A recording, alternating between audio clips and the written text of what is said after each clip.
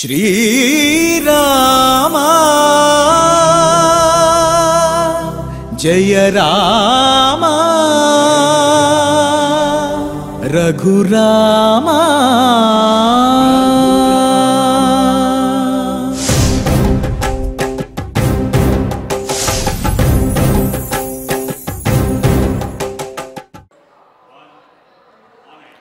ओं नमो वेंकटेशाय।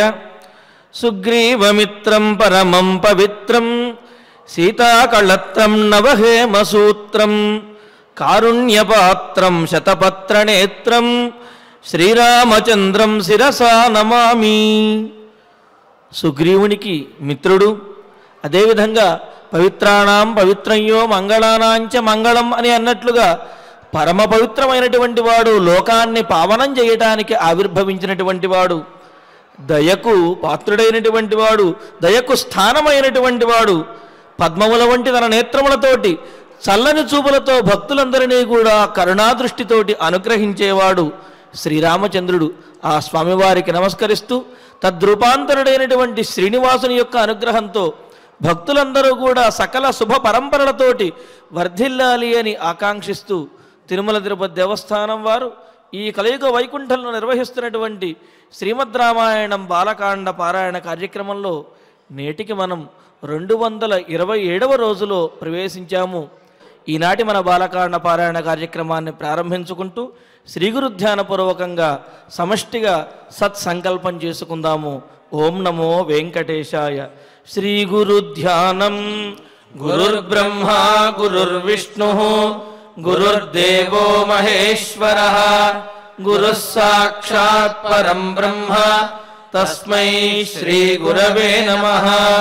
శ్రీనివాస ధ్యానం శ్రీ వెంకటాచలాధీశం శ్రియాధ్యాసిత వక్షసం శ్రితచేతన మందారం శ్రీనివాసమహం భజే. అథ సంకల్పః. శ్రీమదాదివరాహ క్షేత్రే విరాజమానస్య శ్రీ పద్మావతీ జానేః అఖిలాండకోటి బ్రహ్మాండ నాయకస్య శ్రీరామచంద్ర రూపాంతరస్య భగవతః శ్రీ వెంకటేశ్వర స్వామినః సన్నిధౌ హనుమత్ సీతా లక్ష్మణ భరత శత్రుఘ్న పరివార సమేత శ్రీరామచంద్ర పరబ్రహ్మణః పరిపూర్ణానుగ్రహేణ అస్మిన్ భువనే అతిశీఘ్రమేవ విశూచికాక్రిమేః వినాశనార్థం భారతవర్షస్య అభివృద్ధౌ నిమగ్నానాం విద్యా విత్త వాణిజ్య కృషి వైద్య వైజ్ఞానిక దేశరక్షణాది రంగేషు విద్యమానానాం ఆస్తిక మహాజనానాం సర్వేషాం సకుటుంబానాం ఆయురారోగ్యైశ్వర్య సద్బుద్ధి ఇత్యాది సర్వశుభ ఫల ప్రాప్త్యర్థం తేషాం సర్వతోముఖాభివృద్ధి ద్వారా శ్రీరామరాజ్యస్య పునర్వ్యవస్థాపనార్థం అనూఢానాం శీఘ్రమేవ వివాహ సిద్ధ్యర్థం దంపతీనాం అనుకూల దాంపత్య సిద్ధ్యర్థం సంతానార్థినాం శీఘ్రమేవ సత్సంతాన ప్రాప్త్యర్థం తతః పితృదేవతా ప్రీత్యర్థం గో సంరక్షణార్థం చ సకల సంపత్ప్రదే శ్రీమద్ వాల్మీకి రామాయణాంతర్గతే బాలకాండే యథాశక్తి శ్లోక వ్యాఖ్యాన పురస్సరం 32 సర్గ శ్లోక పారాయణం తథా శ్రీమద్యోగ వాసిష్ఠే విశూచికా మహామారీ నివారకస్య మహామంత్రస్య పారాయణం శ్రీ ధన్వంతరి మంత్ర పారాయణం చ అన్యోన్య సాహాయ్యేన ఆచార్య ముఖేన కరిష్యామహే. శ్రీ వాల్మీకి ప్రార్థనా. వాల్మీకేర్ముని సింహస్య కవితావనచారిణః శృण्वन् रामकथानादं को न याति परां गतिं श्री आञ्जनेय प्रार्थना यत्र यत्र रघुनाथ कीर्तनं तत्र तत्र कृतमस्तकाञ्जलिं बाष्पवारि परिपूर्णलोचनं मारुतिं नमत राक्षसान्तकं श्रीरामायण प्रार्थना वेदवेद्ये परे पुंसि जाते दशरथात्मजे वेदः प्राचेतसादासीत् साक्षात् रामायणात्मना श्रीराम प्रार्थना आपदामपहर्तारं दातारं सर्वसम्पदां लोकाभिरामं श्रीरामं भूयो भूयो नमाम्यहम् श्रीरामचन्द्र परब्रह्मणे नमः। अथ श्रीमद् रामायणे बालकाण्डे 32 सर्गः। श्री गुरुभ्यो नमः। श्री वेंकटेश चरणौ शरणं प्रपद्ये। श्रीरामाय नमः। अंतश्चरसि भूतानां सर्वेषां त्वं सुरोत्तम प्रभावज्ञाः स्म ते सर्वाः किमस्मान् అవమన్యసే. ఆ కుశనాభుల యొక్క 9 కుమార్తెలు పరమ సౌందర్యవతులు. అప్సర స్త్రీకి చాలా గాఢానురాగం కలిగినటువంటి భర్తయందు పరిపూర్ణమైన ప్రేమ కలిగినటువంటి ఇల్లాలియందు పుట్టినవారు. ఘృతాచి అంటే నిన్న అనుకున్నాం కదా, భర్తతో ఏ విధమైనటువంటి పోట్లాడే సందర్భం వచ్చినా ఆ పోట్లాటకి దిగక భీష్మించుకుని కూర్చోక భర్తని చూసేటప్పటికే నెయ్యిలా కరిగిపోయి ఘృతమివ ద్రవతీ సతీ ద్రవించిపోతుంది మనస్సు. ఆ ప్రేమానురాగాల వల్ల దగ్గరైపోతుంది. కొన్ని సందర్భాల్లో ఘృతమివ పురుషం కృత్వా ఆ భర్తని కరిగించి తన హొయలతో, తన మాటలతో, తన విలాసాలతో ఎంతటి గంభీరమైనటువంటి పరిస్థితి అయినా హాయిగా నవ్వేసుకునేలాగా మన వాళ్ళు కథల్లో చెప్తూ ఉంటారు కదా, అందాల రాక్షసి అన్నట్లుగా ముద్దుగా ఒక చిన్న మాట అనుకుని ఆ సందర్భం ఎంతో సుఖాంతం అయిపోయేలాగా చేయడం అనేది గొప్ప నేర్పరితనం ఘృతాచి.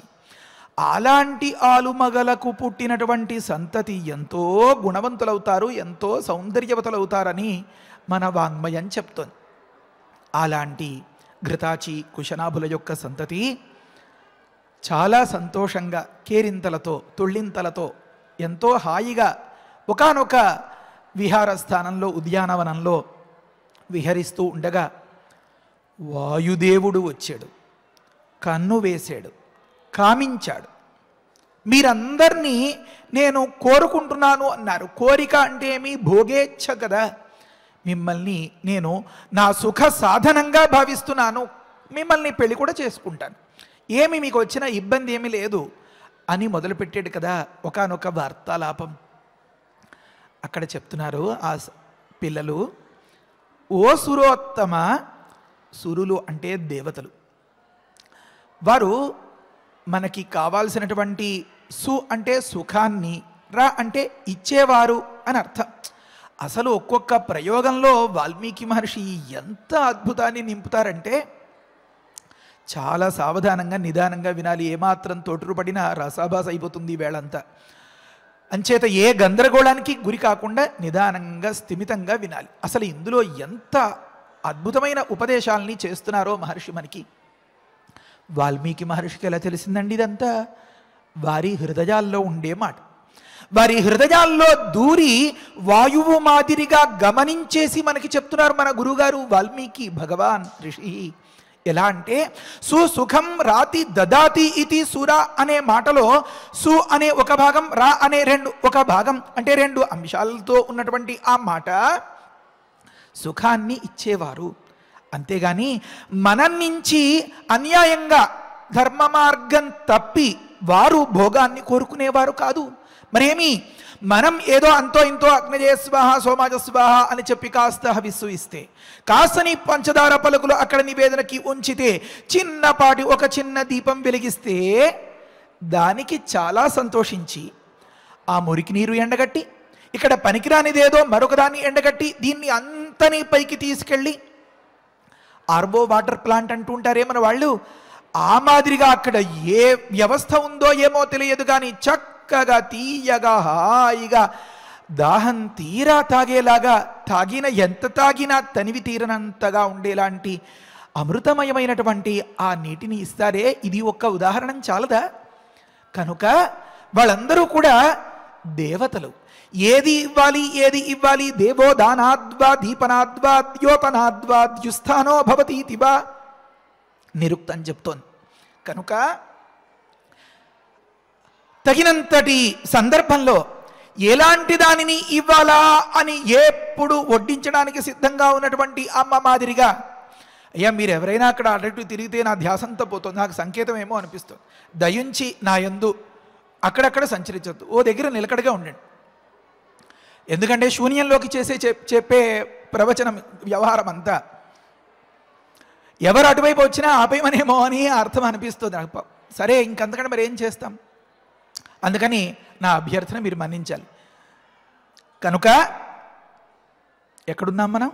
దేవోదానాద్వా దీపనాద్వా.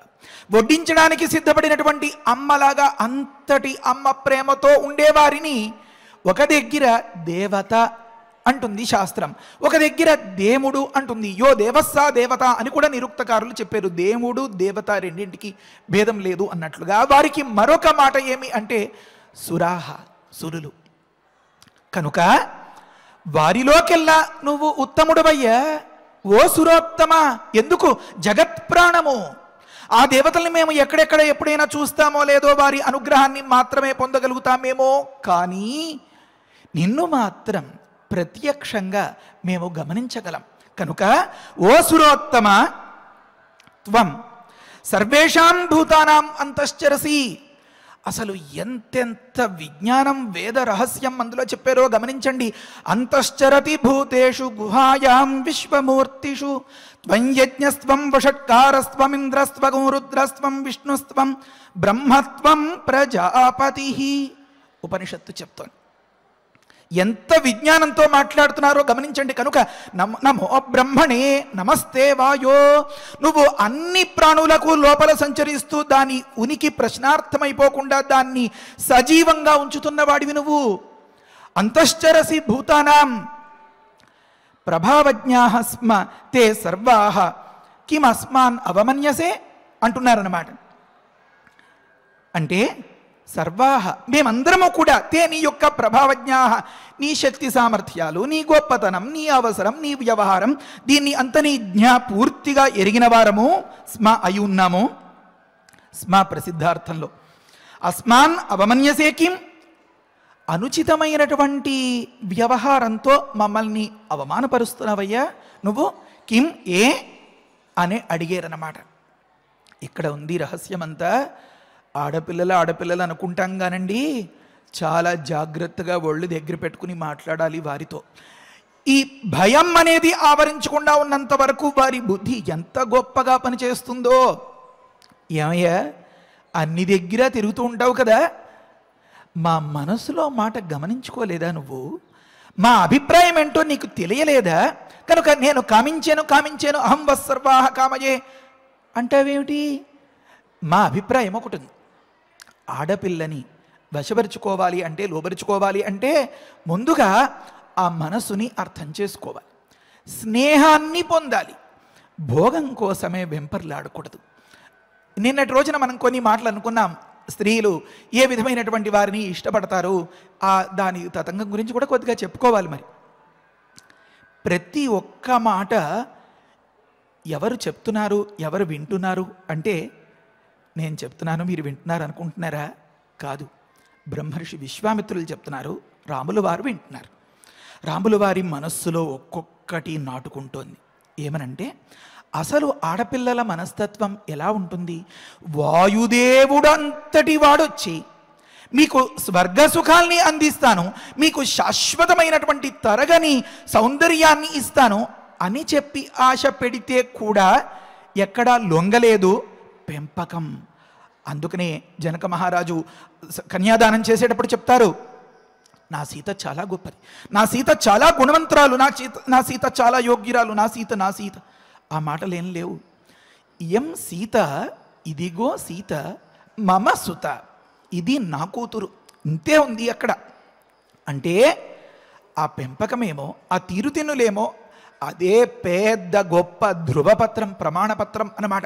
ఆ తండ్రికి ఆ పిల్ల మీద అసలు ఎంతటి అభిప్రాయం ఉందో గమనించండి. ఇది నా కూతురు అని చెప్పారన్నమాట. కనుక ఉత్తమ స్త్రీలు, మంచి పెంపకంలో ఉండేటటువంటి వారు, మంచి నడవడి, మంచి వాతావరణంలో ఉండేటటువంటి వారు ఎంత స్థిరమైనటువంటి అభిప్రాయంతో ఉంటారో రాముడి మనస్సులో నాటుకుంది. ఎందుకు ఈ మాట చెప్పాల్సి వచ్చింది? వేదం చెప్తోంది. ఏమని? రాముల వారు అన్నీ చదువుకున్నారు కదా, 4 వేదాల్లో పరినిష్ఠితులు కదా. అభ్యంజనం వావ స్త్రియా అన్నం అని ఉంది. తన సౌందర్యాన్ని నిరంతరం నిలుపుకోవాలి అని ఏ కాస్తైనా సరే అందం తగ్గిపోయినట్లుగా, వాడిపోయినట్లుగా ఏ ఒక్కరు గుర్తించినా, ఏ ఒక్కరో కాకపోయినా అర్థం చూసుకున్నప్పుడు తాను గుర్తించినా తట్టుకోలేక ఎంత వయసు వచ్చినా ఏదో ఒక రకాలుగా ప్రయత్నిస్తూ ఆ అభ్యంజనాన్ని, ఆ సౌందర్య సాధనాన్ని అలాగా పాటిస్తూనే ఉంటుంది.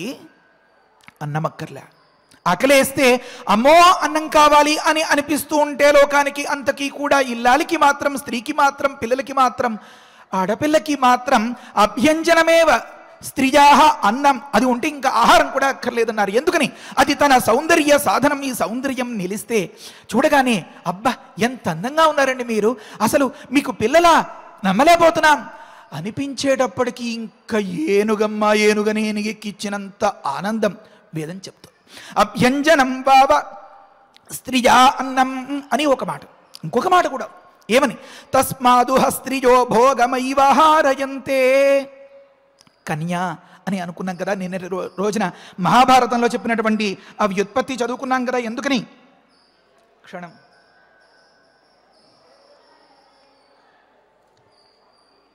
యస్మాత్ కామయతే సర్వాన్ అని అనుకున్నాం కదా.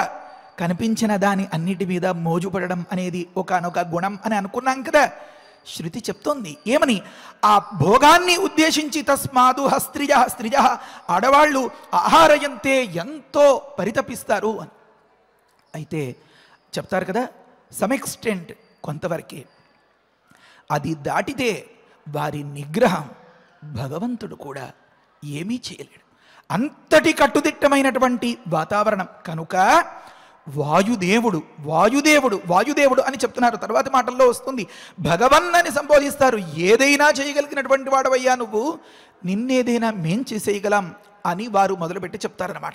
సరే, మనం ఎక్కడున్నామంటే రాముల వారు మనస్సులో ఒక్కొక్కటి నాటుకుంటోంది, విశ్వామిత్రుల వారు చెప్తున్నారు అని అనుకున్నాం కదా. సామాన్యమైనటువంటి స్త్రీ స్వభావం ఏమనుంది అంటే అభ్యంజనమే, ఈ సౌందర్య సాధనమే, ఈ సౌందర్య పోషణమే స్త్రీకి అన్నం మాదిరి అని. అది ఉంటే కనుక ఆకలి కూడా తెలవదు అని ఒక మాట. తస్మాదు ఊహ స్త్రిజ భోగమైవ ఆహారయంతే అని అనుకున్నాం కదా. అది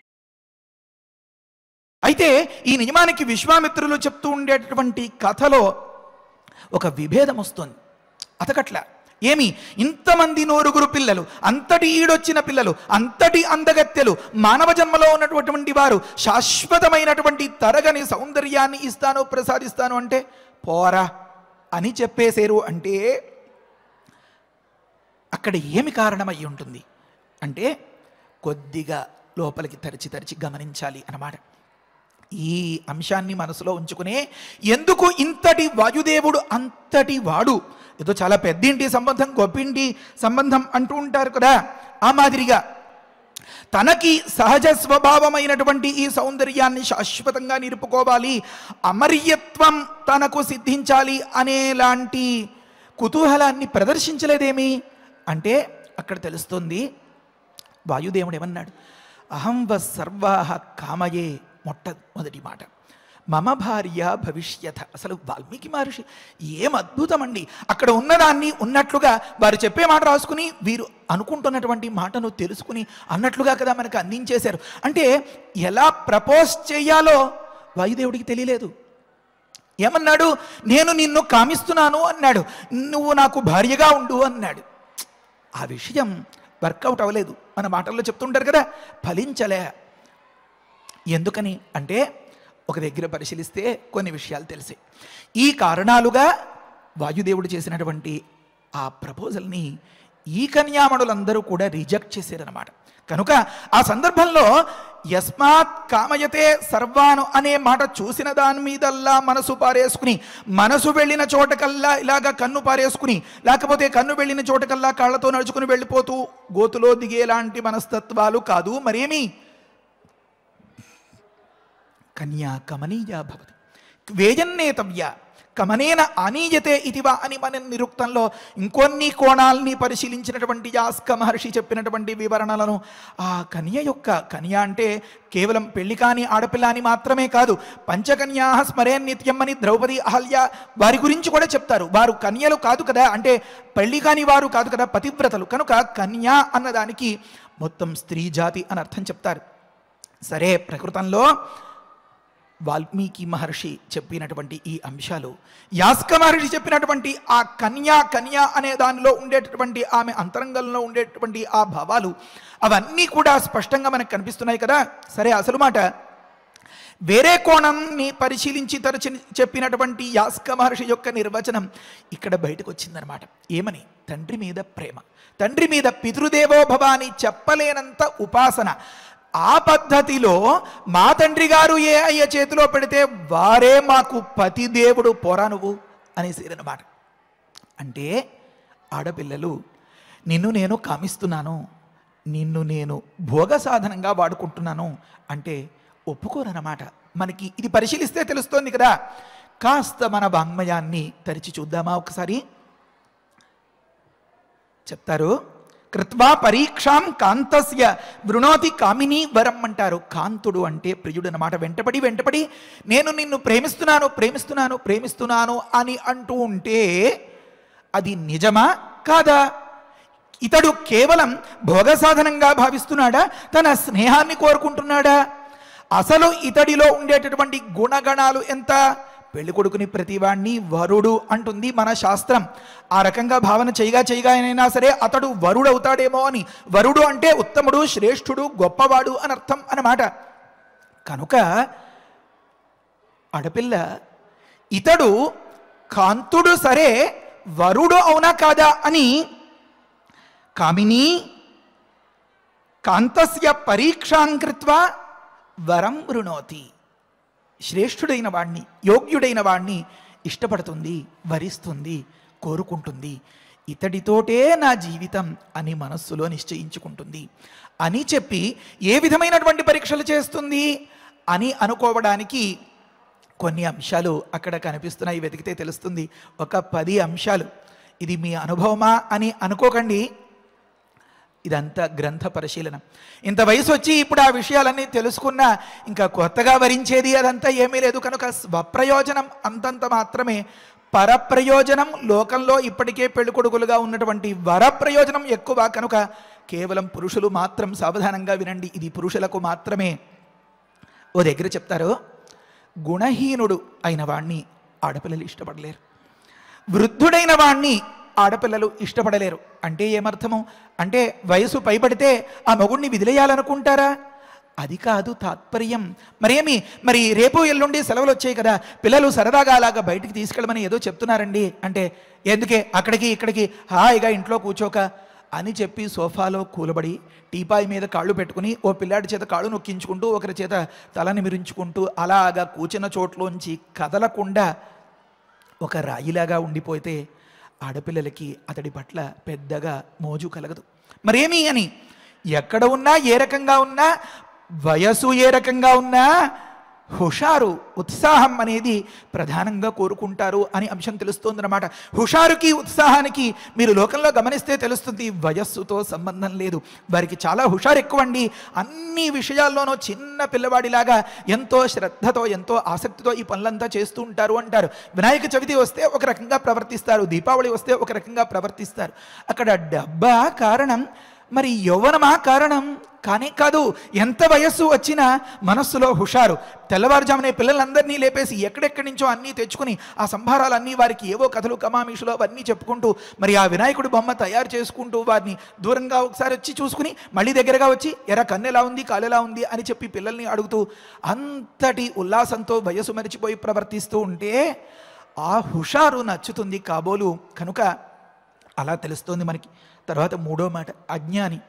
ఏ విషయం వచ్చినా సరే ఏమో నాకు తెలియదు అన్నట్లుగా చెప్పినది గుర్తు లేకుండా, విషయం మీద అవగాహన తెచ్చుకోకుండా ఎంత చెప్పినా సరే ఏదో ఒకానొక రకంగా వెనకబడిపోయి ఉంటే అది కూడా అంత నచ్చదు. అంటే పరమేశ్వరుడు అనుగ్రహించి మరి ఎటువంటి భర్తనిస్తాడో, వచ్చినవాడు ఏ విధమైనటువంటి వాడు అవుతాడో అవన్నీ తర్వాత విషయాలు కానీ పాపం ఆ ఆడపిల్ల మనస్సులో మాత్రం నా భర్తకి అన్నీ తెలిసి ఉండాలి అని కోరుకుంటుంది. కాబోలు నేను పురుషుణ్ణి కదండి, నాకెలా తెలుస్తుంది మరి ఆ అంతరంగం? కనుక తన భర్త హుషారుగా ఉండాలి, తన భర్త గుణహీనుడుగా ఉండకూడదు, గుణవంతుడిగా ఉండాలి, తన భర్త అజ్ఞానిగా ఉండకూడదు. అవసరమైన సందర్భంలో మంచి సమాచారాన్ని సేకరించుకుని ఇప్పుడు మనం ఇక్కడికి వెడదాం, ఇప్పుడు ఇక్కడ తిందాం, ఇక్కడ ఇలా చేద్దాం అని చెప్పి అవగాహన తెచ్చుకుని మసులుకుంటూ ఉంటే ఆ భర్తని మనస్సులో చాలా గొప్పగా పొగుడుకుని వృణుతే అన్నమాట, వరించగలుగుతుందన్నమాట కాబోలు. తర్వాత ఇంకొక మాట, దారిద్ర్యం ఉన్న చోట ఆడపిల్ల ఇష్టపడలేదట. ఏమి దారిద్ర్యం అండి? సంపాదన లేని వారందరూ ఒకానొక రోజువారీ వేతనం చేసుకునే వారందరికీ ఇంకా పెళ్ళిళ్ళు కాకూడదా? కావా? ఆడపిల్లలు వారిని రిజెక్ట్ చేసేస్తారా, తిరస్కరించేస్తారా? కాదు. మరి ఏమి అని జేబు నిండా డబ్బు పెట్టుకుని మల్లెపూలో అని అమ్ముకుని వస్తే వాడు నైనా మోరెంత అంటే 30 రూపాయలు అని అన్నారు అనుకోండి, అవతలి వారు అమ్మో 30 రూపాయల ఎందుకు వచ్చిందే ఇప్పుడు అని చెప్పి చెయ్యి వెనక్కి తీసేసుకుంటూ ఉంటే అది భావదారిద్ర్యం, దగ్గర లేకపోవడమా? ఒక్క పువ్వైనా చాలు, ఇంత అందంగా ముస్తాబయ్యావు కదా అని చెప్పి ఆ పెరట్లోంచి కోసుకొచ్చిన దాన్ని ఎంతో ఆప్యాయతతో ఇల్లాలకి ఇచ్చేటటువంటి భావ సౌభాగ్యం ఉన్న వ్యక్తిని చాలా గొప్పగా సంతోషిస్తుంది కాబోలు. కన్యో పెళ్లి కూతురో వధువో పెళ్ళైన ఇల్లాలో ఇంతో సతో ధర్మపత్నో ఏమో. కనుక భావదారిద్ర్యాన్ని అస్సలు సహించలేదు ఇల్లాలు అని అర్థమవుతోంది. భావదారిద్ర్యం వేరు, ద్రవ్యదారిద్ర్యం వేరు అన్నమాట. ఇది ఖచ్చితంగా గుర్తుపెట్టుకోవాలి. మళ్ళీ ఇంకొక మాట, మూఢుణ్ణి అంతగా మెచ్చుకోలేదు పాపం ఇల్లాలు. ఏ కన్యా కూడా ఇల్లాలే. ఎందుకని అన్నారు, చెప్పేదంతా చెప్పనిచ్చి చెప్పినదంతా విని చిట్ట చివరికి ఈసారికి ఇలా చేయండి అని అన్నాడంటే అది మూఢత్వం. అంటే ఇంత చెప్పిన తర్వాత, ఇన్ని రకాలుగా అంతా పోయిన తర్వాత, నా పరిస్థితి అంతా చెప్పిన తర్వాత సరే అయితే ఈసారికి ఇలా కానిచ్చి ఇది వండే నేను వస్తాను అని చెప్తున్నాడు అంటే అలాంటి వాడిని ఇష్టపడలేదుట. కనుక మూఢుణ్ణి ఇష్టపడలేరు అని ఒక విషయం తెలుస్తుంది. 5 అయ్యారు. ఆ తరువాత యోగిని ఇష్టపడలేరు అన్నారు. అదేంటండి? ఆ భగవంతుణ్ణి అనుసంధానం చేస్తూ ఎంతో భక్తిగా శ్రీరామ అనుకుంటూ ఉంటే ఆడపిల్లలు ఇష్టపడరా అని అడుగుతారా? కాదు. వక్రార్థాన్నే తీసుకోకూడదు, ఎప్పుడు వంకర బుద్ధులేనా మనకి? కాదు, సద్బుద్ధి కూడా ఉండాలి. ఆ సద్బుద్ధితో ఆలోచించినప్పుడు కొన్ని రహస్యాలు తెలుస్తాయి. ఈ దాంపత్యమంతా ఆఘృతాచిలాగా, ఆ కుశనాభులులాగా, ఆ కుశులులాగా, ఆ వైదర్భిలాగా, సీతారాముల్లాగా ఎంతో రమణీయంగా ఉంటుందన్నమాట. కనుక మనం తేరుకోవడానికి అన్నట్లుగా ఈ విషయాలు చెప్తున్నారు పెద్దలు. ఏమి తాత్పర్యం ఇక్కడ అంటే, ఏదో సరదా, ఏదో సంతోషం, ఏదో సెలవు రోజు ఇంట్లో అందరూ హుషారుగా ఉంటే ముక్కు మూసుకుని కూర్చుని నేనేదో ఇప్పుడు ఇలా పనిచేస్తాను అలా పనిచేస్తాను అని చెప్పి మన వాళ్ళు చెప్తుంటారే, డిసప్పాయింట్మెంట్, నిరుత్సాహపరచడం, సరదాల మీద నీళ్లు చల్లేయడం, వారి ఆశల్ని ఆశయాల్ని నీరు కార్చడం అనేటటువంటి దురాలోచనతో చేసే పని ఉందే, ఆ పనికి పాల్పడే వారిని ఇష్టపడలేరు పాపం ఆడపిల్లలు. తరువాతి మాట, కుత్సితుల్ని ఇష్టపడలేరు అన్నారు. అన్ని ఒళ్ళంతా చెడ్డబుద్ధులే అన్నట్లుగా తన వారు వస్తే ఒకలాగా, తన ఆలి తరపు వారు వస్తే ఒకలాగా ప్రవర్తిస్తున్నారు అనుకోండి, ఆ బుద్ధి బయటపడదా? ఇంకా ఆ పురుషుణ్ణి ఏ రకంగా తన మనస్సులో పెద్ద కథానాయకుడిగా పెద్ద మహారాజుగా అనుకోగలుగుతుంది? కనుక కుత్సితం చేయకూడదు. సమాన న్యాయం ఉండాలి, సమాన ధర్మం ఉండాలి. అది తప్పులేదు. నీకొకలా నాకొకలా, ఇవాళ ఒకలా రేపొకలా, చెప్పేది ఒకలా చేసేది ఒకలా ఉంటే అప్పుడు వేరేలాగా అనిపిస్తుంది అన్నమాట. కనుక కుత్సితమైనటువంటి తీరు ఉంటే స్త్రీ మనస్సుని గెలుచుకోలేరు పాపం. ఇంకొక మాట, అత్యంత కోపయుక్తుడైన వారిని కూడా గెలుచుకోలేరట. ఎప్పుడు ఏ క్షణంలో ఏ రకంగా ప్రవర్తిస్తాడో, క్షణే తుష్ట క్షణే రుష్ట, తుష్ట రుష్ట క్షణే క్షణే అవ్యవస్థిత చిత్తస్య ప్రసాదోపి భయంకర చెప్తుంది మన వాంగ్మయం. అంటే ఎప్పుడు నవ్వుతాడో తెలియదు, ఎప్పుడు సంతోషంగా పలకరిస్తాడో తెలియదు, ఎప్పుడు ఆప్యాయంగా ఉంటాడో తెలియదు, ఏ క్షణంలో చేదరించుకుంటాడో తెలియదు అని అనుకుంటే అలాంటి వ్యక్తి పట్ల మనస్సులో ఒక్కసారి ఛీ అనుకుంటే ఇంకా అసలు ఆ జీవితంలో గెలుపు అనేది ఎప్పటికీ తెచ్చుకోగలుగుతాడు? అత్యంతం సున్నితమైనటువంటి ఎంతో సత్వగుణ ప్రధానమైనటువంటి ఒకానొక ఇంటి ఇల్లాలి మనస్సే గెలుచుకోలేకపోతే ఇంకా ఇక్కడ లోకంలో ఉద్ధరించగలుగుతాడు ఇతడు? కనుక ఈ విషయాల గురించి జాగ్రత్త పడండి సుమా అని చెప్తున్నారన్నమాట. అంటే నాకు ఎంతో మనస్సుకి నచ్చి నేను ఒక పురుషుణ్ణైనా పురుషుడిలో ఈ లోపాలు ఉండకూడదు అని చెప్పి పెద్దలు ఉపదేశం చేసినటువంటి ఆ సద్భావనను తోటి పురుషులందరితో కలిసి పంచుకోవాలి అని నా భావం అన్నమాట. కనుక అత్యంత కోపయుక్తులైన వారు స్త్రీ మనస్సును గెలుచుకోలేరు అని తెలుస్తుంది. తర్వాత ఇంకొక మాట, అత్యంత దుర్ముఖుడు ఎప్పుడు మూతి ముడుచుకుని కూర్చుండేవాడి దగ్గర అసలు ఎందుకలా ఉన్నాడో, ఎంతసేపు ఉంటాడో, అసలు మనం బయటకు వెళతామో లేదో తెలియకుండా ఉండేలాగా ఉంటే అప్పుడు కూడా స్త్రీ మనస్సుని గెలుచుకోలేకపోతాడట. ఇంకొక మాట, ఆఖరి మాట, చాపలం కూడా మగవారికి మార్కులు తగ్గించేస్తుందటండోయ్. చాలా గుర్తుపెట్టుకోవాలి. ఇంట్లో తనకి కావాల్సిందల్లా ఇల్లాలు చేసి పెడితే దాన్ని అంతని ఆస్వాదించేసి, పాపం ప్రతి ఇల్లాలకి ఒక మాట ఉంటుంది, బయటకు పెడితే ఇంట్లో ఎలా ఉన్నా దర్జాగా చక్కగా హుందాగా ఉండాలి అని ఒకానొక తాపత్రయం. ఉదాహరణకి నా మాదిరి వారికి ఎవరికైనా కాస్త కాఫీ మీద బలహీనత ఉందనుకోండి, నాకు లేదండి కానీ ఉందనుకోండి, ఒకవేళ ఇంట్లో అంతా ఇచ్చి పంపించి ఏ స్నేహితులు ఇంటికో వెళ్ళిన సందర్భంలో అన్నయ్య గారు వచ్చారా కాస్త కాఫీ పెడతాను అని అన్నారనుకోండి, వెంటనే ఈయన తలాడించేస్తూ వంటింటి దగ్గరికి వెళ్ళిపోతే హుందాతనం ఏమవుతుంది? కనుక ఈమె పక్క నుంచి వద్దు వద్దు అని చెప్పేలోపు ఈయన వంటింటి దాకా కాఫీ కప్పు కోసం వెళ్ళిపోతే అప్పుడు కూడా మార్కులు తగ్గిపోతాయి. కనుక చాపలం అనేది ఇంటి దగ్గర అంతా చెప్తే విని తను పెట్టినవన్నీ తీసుకుని ఆస్వాదించి సరే అనుకుని తీరా అక్కడ దాకా వెళ్ళిన తర్వాత ఈ చిత్త చాపల్యం చూపిస్తుంటే ఓర్ని అనిపించేలాగా అప్పుడు కూడా మార్కులు పొందలేకపోతాం. కనుక ఈ 10 అంశాలు, గుణహీనత, నిరుత్సాహం, ఉత్సాహం లేకపోవడం వార్ధక ప్రధాన లక్షణం, తర్వాత అజ్ఞానం, అవగాహన తెచ్చుకోలేకపోవడం, భావదారిద్ర్యం, ఆ తర్వాత మూఢత్వం, ఎంత చెప్పినా విని తర్వాత తను అన్నదే చేయమనడం, లేకపోతే తగినంత మంచి హుషారైనటువంటి సందర్భంలో ముక్కు మూసు కూర్చోవడమో, కుత్సితమైనటువంటి బుద్ధిలో అత్యంత కోపమో ముక్కోపిగా ఉండడమో, లేకపోతే ఎప్పుడు మూతి ముడుచుకుని అత్యంత దుర్ముఖుడిగా ఉండడమో, లేకపోతే తీవ్రమైన చిత్తచాపల్యంతో హుందాతనాన్ని అంతని విడిచిపెట్టేసి అలాగా దిగజారిపోయినట్లుగా ఉండడమో, ఈ అంశాల్ని ఇష్టపడదు అని మన వాంగ్మయం చెప్తోంది. కనుక కళ్ళెదురుగా ప్రత్యక్షంగా ఆ వాయుదేవుడు కథలో రామచంద్రమూర్తి గమనించారు. కనుక బహుశా ఆ సీతమ్మతో ఎంతో హుందాగా ప్రవర్తించి ఉండవచ్చు. రాముడు ఆత్మానం మానుషం మన్యే అని. కనుక ప్రతి ఒక్క కథలోనూ ఉన్న సారాంశంతో తన నడవడిని, తన వ్యక్తిత్వాన్ని అందంగా మరుల్చుకుంటున్నారు అని పెద్దలు వ్యాఖ్యానం చేశారు. కనుక ఈ విషయాలన్నింటినీ ఇక్కడ రాముల వారి వంకతో మనందరం గమనిస్తున్నాం. చాలా ఇంకా అద్భుతమైనటువంటి ఇంకొక అంశం, ఈ ఆడపిల్లలందరూ ఒక మాట చెప్తారు. ఏమనంటే, ముందు కొంత కథ చెప్పేస్తాను. మా తండ్రి గారు ఎవరికి అప్పచెప్తే వారే మాకు భర్త అని ఒక మాట చెప్తారు. ఇది గమనించే కాబోలు రామచంద్రమూర్తి ఆ శివధనుర్భంగం చేసే సందర్భం వస్తుంది. అప్పుడు మళ్ళీ గుర్తుపెట్టుకోవాలి ఈ మాటలు. నాయనా, నువ్వు సీతమ్మ వారిని గెలుచుకున్నావు, ఈ స్వయంవరంలో నువ్వే వరుడవి, సీతమ్మ వారి వరమాలను పొందాలి, ఇలాంటి మాటలంతా చెప్తుంటే, అయ్యా అదేం కాదు గురుగారు, ధనుర్భంగం వరకు మీరు నన్ను ఉత్సాహపరిచారు, ఆ ధనుస్సు వగైరా చూడాలి అని. కనుక దాని మీద ఒక్కసారి కాస్త మనసు అనిపించి దాన్ని ఎత్తేను, సంధానం చేద్దామనుకున్నాను ఏదేదో పందెం నెగ్గింది అన్నారు, చాలా సంతోషం. ఈ పిల్లని కట్టుకోవాలా లేదా అని చెప్పాల్సింది మాత్రం మా నాన్నగారేనండి. కన్యా పరీక్ష చేసి ఎంచి నాకు చేతికి అందించాల్సినటువంటి అనే సందర్భం అక్కడ వస్తుంది. అంటే రామచంద్రమూర్తి విశ్వామిత్రుడు చెప్పినటువంటి కథని అంత శ్రద్ధగా విన్నారన్నమాట.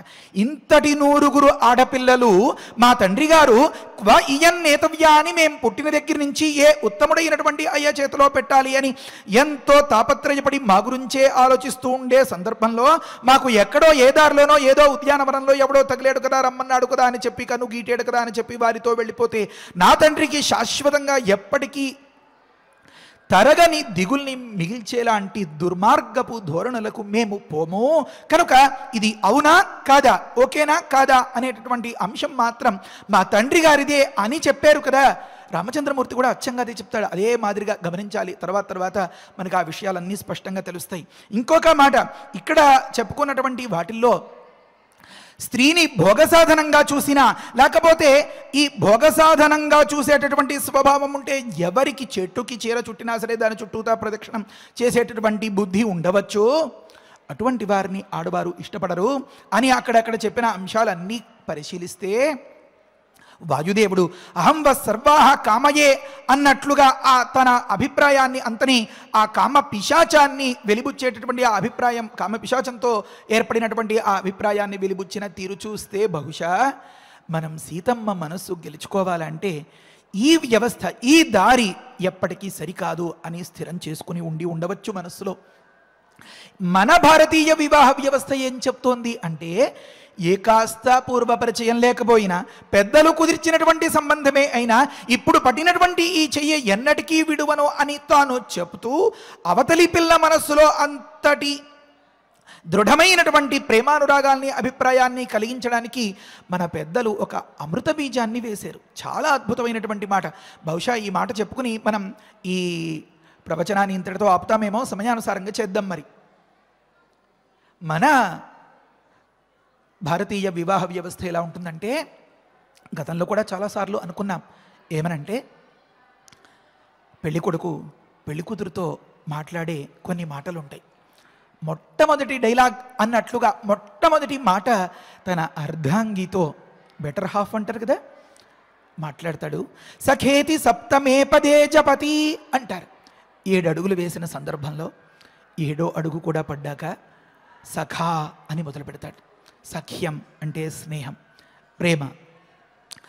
స్నేహ ప్రీతవు అంటారు. ఏ రకమైనటువంటి భోగము మనస్సులో పెట్టుకున్నటువంటి ప్రవృత్తి అస్సలు కానే కాదనమాట. ఒకనొక జిడ్డులాగా అతుక్కుపోయేటటువంటి, అత్యంతం ప్రపంచంలో ఎక్కడా నిర్వచనం చెప్పలేనటువంటి ఒకనొక ఆనందాతిశయమైనటువంటి అనురాగ విశేషము ఏదైతే ఉందో దానిని స్నేహం అని అనాలన్నమాట. కనుక సఖ్యం, ఆ స్నేహాన్ని నీ నుంచి నేను కోరుకుంటున్నాను. మనం గతంలో కూడా అనుకున్నాం కదా, లోకంలో 2 ఖకారాలు ఉంటాయి, ఒకటి దుఃఖం, ఒకటి సుఖం. నాకు ఎప్పుడు దుఃఖం కలిగినా అది నీ దగ్గర మాత్రమే నేను తీర్చుకోగలగాలి, నీతో చెప్పుకోవాలి, నీ వల్ల నేను ఓదార్పు పొందాలి. నీకు ఎప్పుడు సుఖం కావాలన్నా నేను తప్పనిసరిగా సమాయత్తమై నేను అందించాలి. కనుక ధర్మేచ అర్థేచ కామేచ త్వయా ఏషా నాతిచరితవ్యా నాతిచరామి అనే మాటలు చెప్పుకుంటూ ఉంటారు కదా. ఆ మాదిరిగా నీకు ఎప్పుడు ఏ కష్టం వచ్చినా నేను, నాకు ఎప్పుడు సుఖం కావాలన్నా నువ్వే నువ్వే నువ్వే అనేటటువంటి భావం వచ్చేలాగా సుఖంలో ఖకారము, దుఃఖంలో ఖకారము, ఈ రెండింటితో జత వేసుకుని ఎప్పుడు పెనవేసిన మనస్సులతో మనిద్దరం ఉండాలి. కనుక సఖాభవ, సప్తపద 7 పదములు వేసినటువంటి నీవు నాకు సఖాభవ, నా సుఖ దుఃఖాల్లో నాకు తోడులా నీడలా ఉండి నాకు అండగా, నాకు రక్షణగా నిలవ్వా నువ్వు. సఖా సప్తపదాభవ, సఖాయౌ సప్తపదా బభువతు, నువ్వు నేను ఇద్దరం ఎంతో స్నేహంగా ఉందాము. తర్వాత ఇంకొక అద్భుతమైనటువంటి మాట చెప్తారు. సఖ్యంతే గమేయం, నేను ఎప్పటికైనా నీ సఖ్యాన్ని పొందాలి, నీ మనస్సులో స్నేహాన్ని పొందాలి. నా జీవితానికి అదే పెద్ద పరమావధి. తర్వాతి మాట సఖ్యాత్తే మాయోషం అంటారు. అంటే నీ అంతట నువ్వు బ్రేకప్ చెప్పేలాంటి దుస్థితిని నేను ఎప్పటికీ తెచ్చుకోను అనే మాట అన్నమాట. ఒక దగ్గర అంటారు, సరస్వతి ప్రేదమవ సుభగే వాజినీవతి, ఆ 7 అడుగులు వేసేటటువంటి ఆ సందర్భంలోనే ఎంత మైత్రిని కల్పించేలాంటి వివాహ వ్యవస్థ అసలు మనది చాలా అద్భుతం. ఏమనంటే ఇదంతా చెప్పేసుకుని, ఓ సరస్వతి, ఓ వాగ్దేవత, నా నోట్లోంచి ఎప్పుడు ఏ పరుషమైనటువంటి మాట వచ్చి ఈ పిల్లకి గుచ్చుకుని బాధపడేలాంటి రోజు రాకూడదు. ఏ సందర్భమైనా నేను కాస్త ఆగి ఆలోచించి నిదానించి విడమరిచి చెప్పి నాకు సానుకూలం చేసుకోవాలి తప్ప తూలనాడకూడదు, నిష్ఠురంగా మాట్లాడకూడదు. సరస్వతి ప్రేదమ ఓ సరస్వతి, ఇదం ఈ కళ్యాణాన్ని, ఈ పాణిగ్రహణాన్ని, నా వైవాహిక జీవితాన్ని నువ్వే రక్షించాలి అని ప్రార్థిస్తాడు. ఎందుకని అంటే అన్నింటికి శతకోటి విషయాలకి మొట్టమొదటి ఒకానొక నాంది తొలిమెట్టు మాట అన్నమాట. మనం నిన్నటి రోజునే అనుకుంటా, బహుశా ఉత్తర రామచరితంలో ఉన్నటువంటి మాటను అనుకున్నాం కదా. ఏమని? మదమెక్కి గర్వించి పిచ్చి పిచ్చిగా చేసేటటువంటి ప్రేలాపన ఒకానొక రాక్షసి, అదే నిరృతి సకల కష్టాలకి సకల దుఃఖాలకి కారణం అని మనం బయట ఏ రకంగా ఎలా గడుపుకున్నా ఇల్లాలి దగ్గర మాత్రం అలా ఉండకూడదు అని ఆనాడే ఆ పెళ్లిపీటల మీద చేసుకుంటేటటువంటి ఒకానొక ఉత్తమమైనటువంటి భాష సరస్వతి ప్రేదమవ. కనుక ఏ విధమైనటువంటి దుర్భాషలు ఆడక సఖ్యాతు తే మాయోషం, తే నీ యొక్క సఖ్యాతు స్నేహం నుండి నేను ఎప్పటికీ విడివడవకుందునుగాక, నువ్వు బ్రేకప్ చెప్పేలాంటి పరిస్థితులు నాకు రాకూడదు అని. అంటే ఆడపిల్లని ఎంత గొప్పగా చూసుకోవాలి అని, ఎంతటి మైత్రి దృఢమవుతుంది దానివల్ల అని మన వివాహ వ్యవస్థ చెప్తుందో గమనించండి.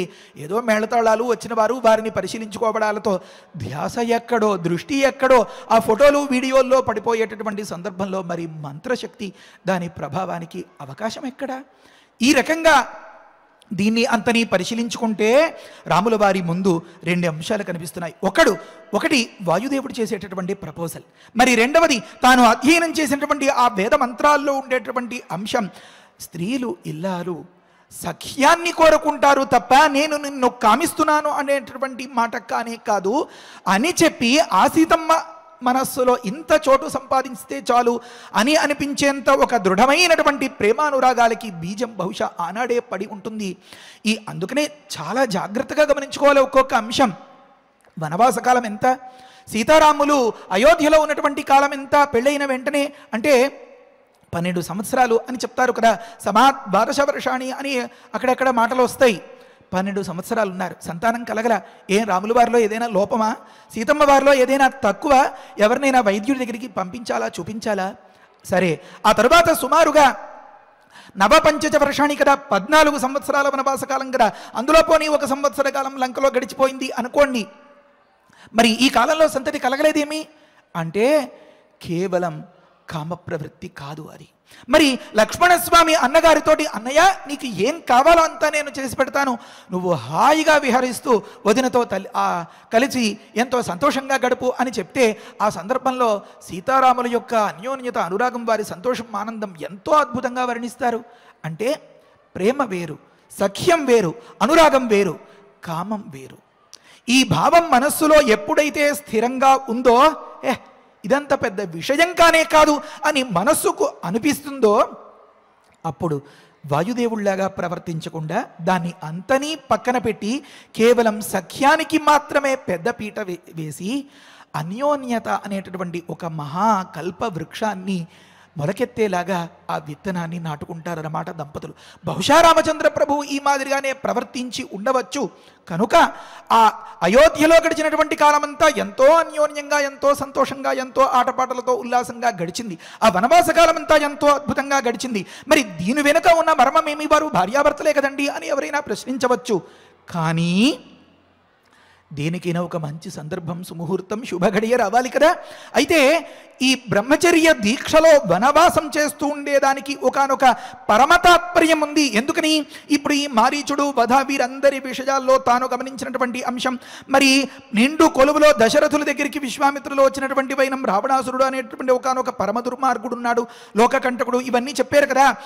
అందుకని ఆ సమాచారాన్ని అంతని అవగాహన చేసుకున్నటువంటి వ్యక్తి అంతంతటి దుర్మార్గుల్ని మట్టుపెట్టాలి అంటే బ్రహ్మచర్యమే ప్రధానమైనటువంటి నియమం అని గుర్తించిన వ్యక్తి, మహనీయుడైనటువంటి మన పురుషోత్తముడైనటువంటి రాముడు ఆ బ్రహ్మచర్య నిష్ఠ వల్ల ప్రత్యక్షమైనటువంటి ఫలితాన్ని చవిచూచినటువంటి మన రామచంద్రుడు ఎక్కడ అంటే నిద్ర, ఆహారం ఈ రెండింటినీ విడిచిపెట్టి ఉపవాస దీక్షతో 6 అహోరాత్రములు ఉండి దుర్భేద్యమైనటువంటి ఆ రాక్షస శక్తిని అవలీలగా చిన్న గడ్డి పరకలాగా తీసి ఎగరగొట్టి అవతల పడేసేడే. ఆ సందర్భంలో దీన్ని అంతని గమనించుకుంటే కామం రాముణ్ణి గెలవలేకపోయింది. రాముడే ఆ కామాన్ని గెలుచుకోగలిగాడనమాట. కనుకనే అంతటి అందమైనటువంటి వాతావరణంలో, అంతటి తీయటి మధురానుభూతులతో, అంతటి వ్రతనిష్టలో కూడా ఆ దంపతులిద్దరూ అన్యోన్యంగా ఉంటూనే వారి వ్రతచర్యని అంతని కూడా నెగ్గించుకోగలిగారన్నమాట. కనుక ఇలాంటి ఎన్నో రహస్యాలు, ఎన్నో విశేషాలు ఆడపిల్లలు ఈ విధంగా చిదరించుకోవడం, ఆడపిల్లలు తండ్రి చెప్పిన వారినే మేము కట్టుకుంటాము, వారే మాకు దేవుడు, కనుక మా పితృదేవుడు చెప్పినటువంటి వాడే మాకు భర్త కావాలి అని అనుకోవడం, దీన్ని అంతని గమనిస్తే ఒక్కొక్క అడుగు రామచంద్రమూర్తి తర్వాత వేసిన విషయాలన్నీ మనకి చాలా స్పష్టంగా తెలుస్తాయి. సరే, కనుక ఈ శ్లోకానికి అర్థం చెప్పుకున్నామో లేదో ఒకసారి అనుకుందాం. ఏమని అంటే, అంతశ్చరసి భూతానాం సర్వేషాం త్వం సురోత్తమ. నువ్వు సురోత్తముడవు, నువ్వు అందరి ప్రాణుల యొక్క లోపల సంచరిస్తూ ఉంటావు, ప్రాణభూతంగా ఉన్నావు కదా. ఏం మా మనోభావం నీకు తెలియలేదా? మరొక మాట, ప్రభావజ్ఞాస్మతే సర్వాహ, మేమందరం కూడా నీ ప్రభావాన్ని పూర్తిగా ఎరిగిన వాళ్ళమే. కిం అస్మాన్ అవమన్యసే, మమ్మల్ని అవమానిస్తావా? ఒకానొక కులస్త్రీ, ఒకానొక ఏముంది 100 మంది కన్యారత్నాలు, ఎంతో ఒకానొక మంచి నడవడిలో సత్ప్రవర్తనతో ఉండేలాంటి ఆడపిల్లల దగ్గర, పైగా ఈడొచ్చినటువంటి ఆడపిల్లల దగ్గర ఈ రకంగా ఒకానొక పురుషుడు సాహసించి మాట్లాడడం మరి అవమానమే కదా. అంటే గమనించాలి, వాయుదేవుడు ఈ రకంగా తొందరపడి ఉండకపోతే, వాయుదేవుడు దృష్టే కనుక ఈ అందరి మీద పడి వీరిని కట్టుకోవాలి అని మనస్సులో కనుక అభిప్రాయం ఉండి కాస్త నిదానించి ఉన్నట్లయితే, ఎవరో ఏమో కాస్త గమనించి తండ్రి గారి దగ్గరికి వెళ్ళి, ఈ పిల్ల తండ్రి దగ్గరికి వెళ్ళి వారిని అభ్యర్థించి ఉంటే ఆ కథ వేరేలా ఉండేదేమో. ఇలా డైరెక్ట్ అయిపోవడం అంటారే, ఇలా సాక్షాత్తుగా తన మనసులో ఉన్నటువంటి ఆ కామపిశాచాన్ని అలా వెలిబుచ్చేసరికి వారు తృణంలాగా, గడ్డి పరకలాగా ఒక్కసారిగా తీసిపడేసి మమ్మల్ని అవమానిస్తావుట్రా నువ్వు అని చెప్పి మాట్లాడారన్నమాట. కనుక కుశనాభ సుతా సర్వా సమర్థా త్వాం సురోత్తమ స్థానాచ్యావయితుం దేవం రక్షామస్తు తపో వయం అని అన్నారన్నమాట. మరి ఈ మాట దగ్గర నుంచి రేపటి రోజున వివరించుకుందాం. శ్రీరామ రక్ష హరజే నమః. స్వస్తి. పారాయణ చేసుకుందాము. అంతశ్చరసి భూతానాం సర్వేషాం త్వం సురోత్తమ ప్రభావజ్ఞాస్మ తే సర్వాః కిమస్మాన్ అవమన్యసే అంతశ్చరసి భూతానాం సర్వేషాం త్వం సురోత్తమ ప్రభావజ్ఞాస్మ తే సర్వాః కిమస్మాన్ అవమన్యసే ఇత్యార్షే శ్రీమద్ రామాయణే బాలకాండే ద్వాత్రింశే సర్గే శ్లోకరత్నం. రమణీయమైనటువంటి రామాయణ ప్రవచనంలో ఈనాడు సందర్భం, కుశనాభుని యొక్క 100 మంది పుత్రికలు కూడా ఉద్యానవనంలో సంచరిస్తూ ఉన్నారు. మరి వారిని చూచినటువంటి వాయుదేవుడు వారి మీద ఇష్టపడి వారి దగ్గరికి వెళ్ళి, మిమ్మల్ని నేను కామిస్తున్నాను, అదేవిధంగా వివాహం చేసుకుంటాను అని ఈ విధంగా మాట్లాడాడు. అయితే వారు చెప్పినటువంటి మాట, అంటే ఈ సందర్భంలో మనం తెలుసుకోవాల్సింది ఏమిటి అంటే, బాహ్య ప్రపంచంలో స్త్రీలు ఎంత జాగ్రత్తగా ఉండాలి అనే విషయాన్ని తెలియజేస్తూనే, మరి స్త్రీల వద్ద పురుషులు ఎంత ఒళ్ళు దగ్గర పెట్టుకు జాగ్రత్తగా వ్యవహరించాలనే విషయాన్ని కూడా చక్కగా తెలియజేశారు.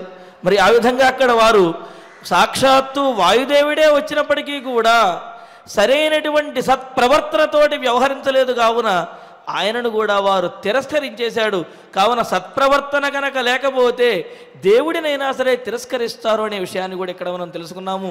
అదేవిధంగా సందర్భానుసారంగా స్త్రీలు ఎటువంటి వారిని ఇష్టపడటానికి ప్రయత్నిస్తారనే విషయాన్ని కూడా మనం గురువుగారి యొక్క ప్రవచనంలో తెలుసుకున్నాము.